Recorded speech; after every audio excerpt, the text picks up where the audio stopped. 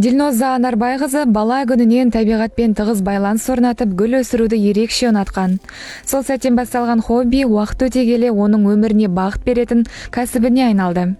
10 жылдан аса осы салада еңбек етіп жүрген кәсіпкер ар бир гүлдүн өзүндүк ерекшелигине карай күтүмү де ар түрлүү болатынын айтып, купуясымен бөлүстү. Мысалы, әйел бақты деп қоймыз, женское счастье деген. Бұны бекер қоймаған.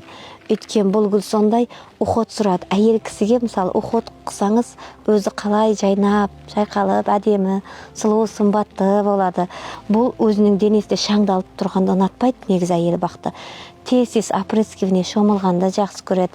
Бұл әйел бақты сондай қыста ыстықты ұнатады, жазда салқынды, шамалы төнек болғанда қараңға кіргізіп тастағанды емес. Жарық, бірақ салқындау жайды жақсы көреді. Дилноза Анарбай кызы бүгүнде тек гүл өсүрүүчү гана эмес, өз кәсибинин жетекчиси, аудан белсендиси ретинде де таанымал. Сауран аудандык искер әйелдер коғамынын төрайымы. Алдагы убакта әлі де өз кәсибин кеңейтүүдү максат эткен ана, өзгелерге де багыт багдар берүүдү колго алган. Біз Дилназ ханыммен 2013 жылы Қуаныш сауда орталығында таныстық. Дилназ ханым мені өзіне кіші пейілді мінезімен тартты.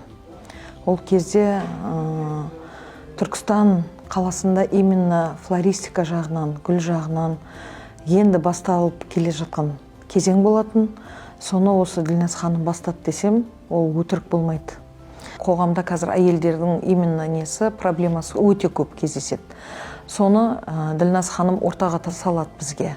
Мысалы, осындай әйелдерге қандай біз поддержка жасай аламыз.